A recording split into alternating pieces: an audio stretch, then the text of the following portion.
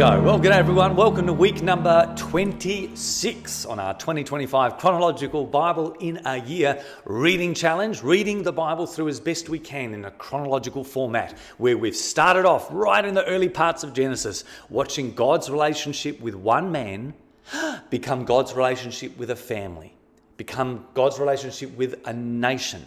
That nation then became a kingdom under Saul, David, and Solomon. It's glory days, right? That kingdom was split into two, and the northern part of that kingdom, a couple of weeks ago, was taken away and destroyed because of their rebellion to God and the covenant that they had entered into at Mount Sinai, which effectively means, as far as God's people in this part of history goes, where we're up to, we are now only concerned about what was the southern kingdom. It's now the only kingdom, right? It's the only thing that's left. The region of Judah, the people with the capital city of Jerusalem. This is now our focus. And as we saw last week, they had after the destruction of the northern kingdom, you'd think they'd learned their lesson and go, woof, we better, get our act together and not go through the same consequences that they went through, as the prophets had warned. Nah, they have a wicked king called Manasseh, who for 55 years leads them into all kind of idolatry. Well, fortunately, his grandson after him, Josiah, brings about a national revival, turns Jerusalem around. Judah is now worshipping God again. Josiah is in charge. How awesome this is. He's the best king we've had since, King David and Solomon. However, despite how good Josiah is, the prophets still say, nah, I'm sorry.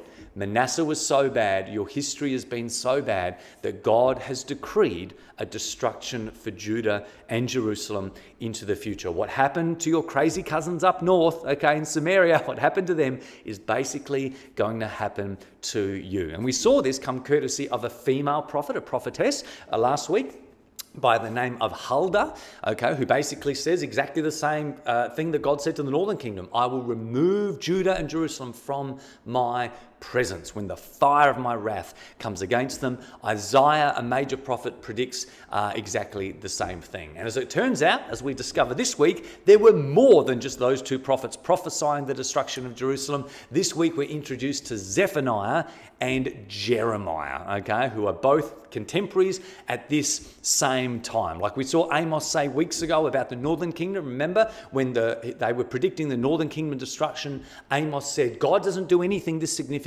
without first telling his prophets. And as Moses said, God doesn't do anything significant or significant judgments, let's say, should not be executed without 2 or 3 witnesses. God is practicing what he is preaching, all right? Before executing judgment on the north and now the south, he's making sure the prophets are saying exactly the same thing. There are 3, or in this case 4 or more, credible prophetic witnesses saying, Jerusalem, your time is coming to an end. But maybe not a final end, because there are always hints of hope, as we've said, as we read the prophets. So this week we're heading into Zephaniah, a minor prophet, and Jeremiah. Let's have a quick look at those, and I'm sure you're going to enjoy your readings this week. Zephaniah is a really small book, only 3 chapters, very straightforward. You have to read that in one sitting, all right? And it's basically all prophetic poetry, so it's very easy to read. We've got very used to this so far. Zephaniah is not mentioned in the narrative books of Kings and Chronicles by name. We wouldn't know of him unless it were not for his book, but he does introduce himself right at the get-go and tells us that he is prophesying during the reign of good King Josiah. So that is the time frame that we are in. As with many other prophets, he prophesies about some of the neighboring nations. Like Nahum last week, he also predicts the demise of Nineveh, the Assyrians.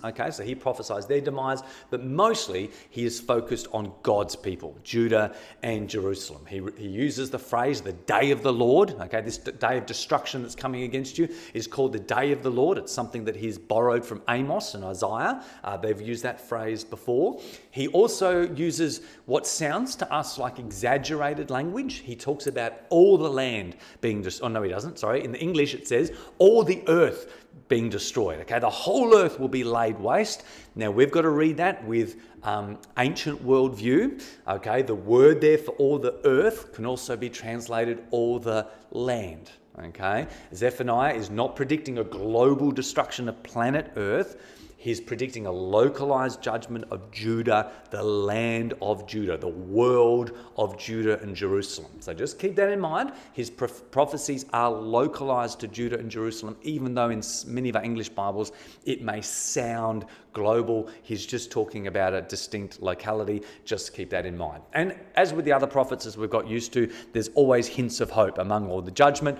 There's this same theme about a returning remnant coming back and be gathered together, and God rejoicing over Zion one day. Okay, so that's Zephaniah, pretty straightforward. Which brings us to the book of Jeremiah. Now, Jeremiah is, as many of you would know, a major prophet. It's a huge book. His ministry spans a period of 40 years. All right, so he takes us basically from good King Josiah, the revivalist Josiah, all the way through to the final four, with Josiah and the next four kings of Judah, until Judah is destroyed in 586 BC. So Jeremiah prophesies through the era of 5 different kings. We actually saw him get a mention in 2 Chronicles last week when King Josiah dies. He writes a lament for him. So Jeremiah, a very significant figure.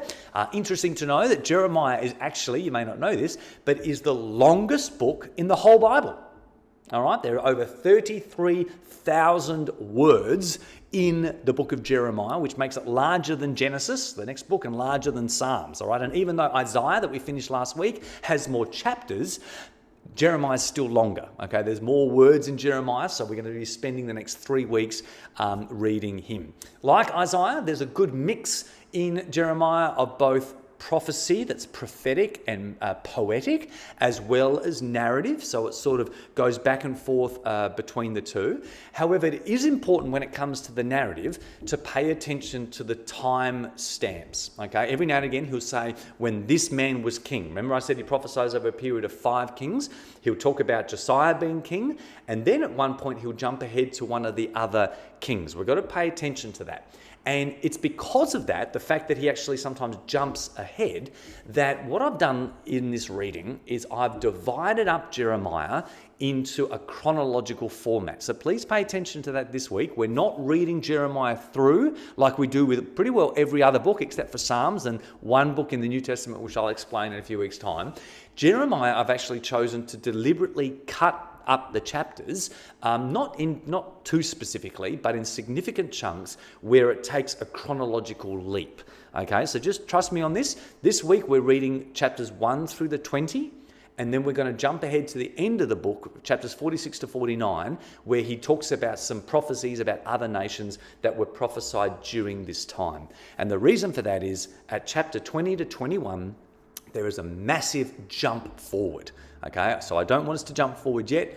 If you can read it as per the plan, that'd be great. It might be a little chop and changey, but I think it's worth that, because the whole idea of these tutorials, remember, is to help us see the chronology. And certainly the first time I did this challenge back in 2018, it was a challenge for me. I got a bit confused. It was like, whoa, we're jumping all over the place here. So I didn't want to do that to you. I thought if we chop up Jeremiah, as I said, just this one book really to do that, I think it'll be worth it, if you can trust me on that. Okay, so just pay attention to that. Check out your reading plan. I'll certainly say more about Jeremiah next week, because I think next week that's all we're doing is reading Jeremiah. But certainly this week, all I want to bring home to you is the idea of where Jeremiah fits in the chronology. Despite his ministry, like Zephaniah, coming at a time where they've got a good king in charge. Jerusalem has one of the best kings they've ever had. The fact is, God has decreed a future coming, pending judgment for Jerusalem. In fact, he goes as far as to say to Jeremiah, you'll see it this week, I don't even want you to bother praying for Jerusalem, mate. I have made up my mind. In fact, even if Moses and Samuel were to come to me, the 3 of you were all to stand before me and pray for Jerusalem, I wouldn't listen to them. I have made up my mind. I may have relented in the past, but not for this stiff-necked generation that have hardened their hearts against me. Okay, disaster is coming. Disaster is certainly coming. God is determined to remove Jerusalem from his presence. And how will he do this? How will this day of the Lord come? Well, in exactly the same way, basically, that happened to the northern kingdom. The kingdom of Babylon this time, the great ruling power of the time, once Nineveh's taken out. Babylon will come in. They will lay siege to the city. You'll see this language this week. They lay siege to the city, Those who surrender will be taken away as exiles. Those who refuse to surrender will die by famine and the sword and starvation and plague. In fact, he says the siege on the city of Jerusalem will be so bad that people will even eat their own children. This is something that we saw happen in Samaria during that destruction, something that Moses prophesied way back in Deuteronomy that would happen if God's people disobeyed his law. Jeremiah is saying that will happen to you. That's what's coming for Jerusalem.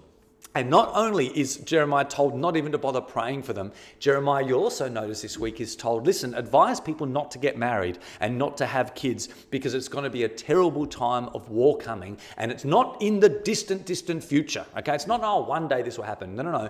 This will happen in this generation. You'll see that phrase come up. This generation is stiff-necked. This generation is hard in their hearts.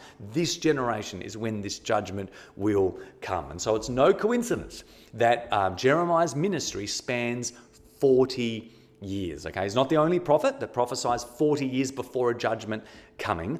40 years, you remember in the book of Numbers, when God's people refused to go into the promised land, the whole story of the 12 spies, right?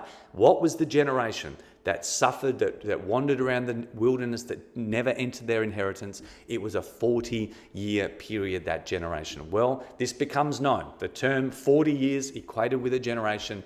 The point is, that's what Jeremiah says to this group of people. He says, this generation will see this judgment, and wouldn't you know it, 40 years after he begins to prophesy, that's exactly what happens. So there you go. Despite in the chronology there being a really good king in charge, King Josiah, the next 40 years, or sometime in 40 years' time, there's going to be a judgment coming, and Jeremiah, Zephaniah, Isaiah, and the female prophetess Huldah last week are all saying exactly the same thing. Don't let it get you down. There are hints of hope, and good news is eventually coming. Enjoy Jeremiah. I certainly really did. The language is very creative and colourful, and I'll say more about him next week. But get stuck into your readings, and I'll see you next week as we take a deep dive into the biggest book in the Bible. See ya.